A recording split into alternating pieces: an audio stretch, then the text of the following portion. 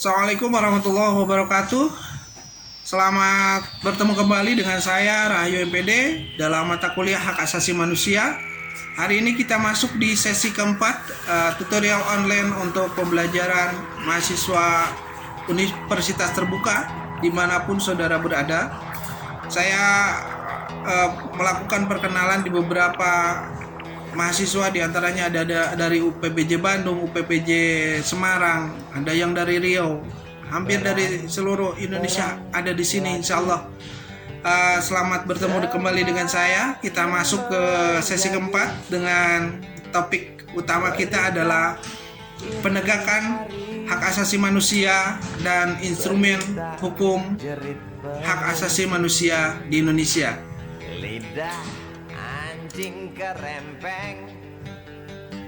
Yang akan kita bahas yang pertama adalah pelanggaran hak asasi manusia. Pelanggaran hak asasi manusia ini terjadi karena ada pelanggaran-pelanggaran yang dilakukan subjek hukum terhadap hak asasi manusia itu sendiri. Dalam hal ini adalah perlakuan yang tidak manusiawi. Saudara sekalian, perlakuan tidak manusiawi diantaranya adalah membahayakan kelangsungan hidup, merampas kemerdekaan, mengganggu perkembangan jiwa maupun raga. Selanjutnya, contoh pelanggaran hak asasi manusia di Indonesia, banyak kasus yang terjadi. Diantaranya adalah kita kenal ada kasus Marsinah, ada kasus Tanjung Priok, ada kasus terbunuhnya wartawan Udin. Selanjutnya ada peristiwa terbunuhnya para aktivis politik, peristiwa Trisakti, ada kasus Ambon, Poso, Sampit, kasus TKI di Malaysia, dan ada kasus terbunuhnya reporter RCTI Ersa Sirgal dalam konflik di Aceh. Ini adalah salah satu pelanggaran-pelanggaran hak asasi manusia yang sempat terjadi di Indonesia.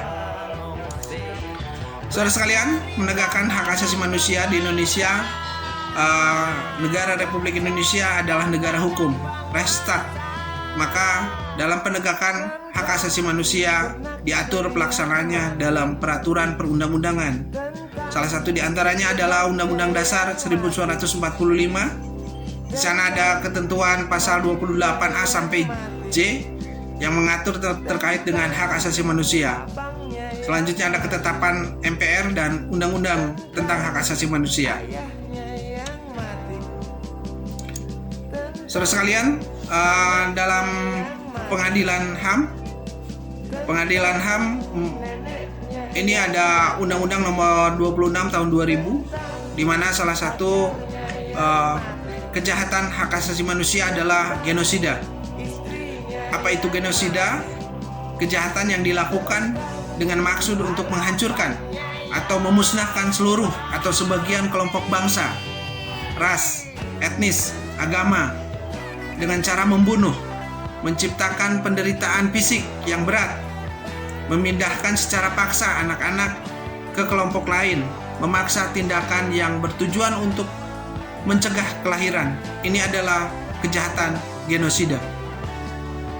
Saudara mungkinan bisa mencari referensi kejahatan-kejahatan genosida di berbagai negara di dunia seperti sekarang ini. Silakan saudara mencarikan referensi. Selanjutnya, kejahatan terhadap kemanusiaan. Kejahatan terhadap kemanusiaan adalah perbuatan yang dilakukan sebagai bagian dari serangan yang meluas atau sistemik, yang diketahui bahwa serangan tersebut ditujukan secara langsung terhadap penduduk sipil berupa pembunuhan, pemusnahan, perbudakan, pengusiran, pemindahan paksa, perampasan, kemerdekaan dan fisik, penyiksaan, pemerkosaan, penghilangan orang secara paksa, kejahatan apartheid.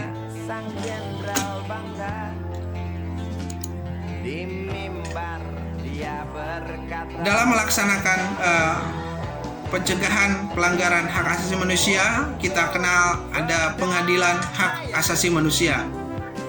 Pengadilan hak asasi manusia terdiri dari pelanggaran HAM berat. Satu diantaranya adalah genosida. Yang kedua adalah kejahatan terhadap kemanusiaan.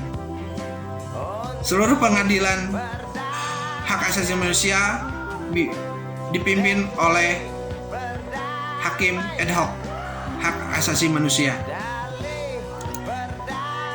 Selanjutnya kita masuk pada instrumen hak asasi manusia yang ada di Indonesia. Yang pertama, Undang-Undang Dasar Negara Republik Indonesia tahun 1945, TAP MPR nomor 17 MPR tahun 1998, Undang-Undang nomor 39 tahun 1999 tentang hak asasi manusia. Selanjutnya saudara, kita lihat piagam hak asasi manusia yang ada di Indonesia. Salah satu pembukaan manusia merupakan di dalam pembukaan Undang Dasar 1945 menyatakan bahwa manusia merupakan makhluk Tuhan yang Maha Esa yang berperan sebagai pengelola dan pemelihara alam yang secara seimbang dan serasi. Hak asasi manusia adalah hak dasar yang melekat secara kodrati, universal, dan abadi. Di dalam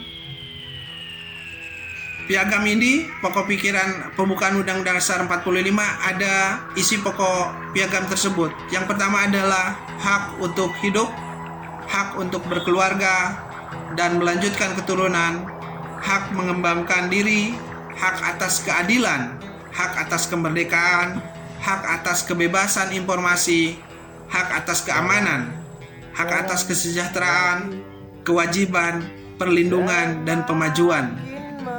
Selanjutnya, kita lihat di Undang-Undang Nomor 39 Tahun 1999. Di sana disampaikan juga bahwa ada hak hidup, hak berkeluarga, hak mengembangkan diri, hak memperoleh keadilan, dan lain-lain. Semuanya tercantum di sini.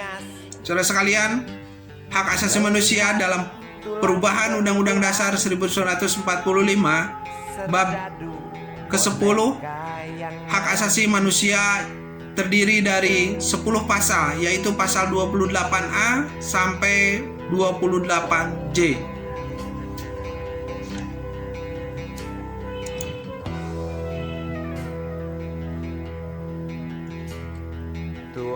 Adapun makna dari rumusan hak asasi manusia ke dalam Undang-Undang Dasar 1945, yang pertama adalah memenuhi ketentuan akan semakin pentingnya hak asasi manusia, menegaskan jati diri Indonesia sebagai negara hukum dan negara demokrasi konstitusional.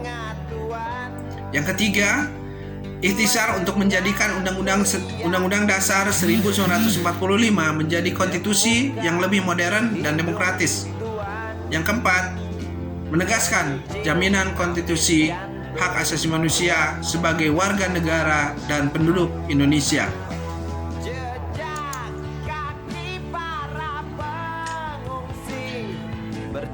Lembaga-lembaga yang ada di dalam penegakan hak asasi manusia di Indonesia diantaranya adalah Komnas HAM, LBH, Lembaga Perlindungan Hukum, Biro Konsultasi dan Bantuan Hukum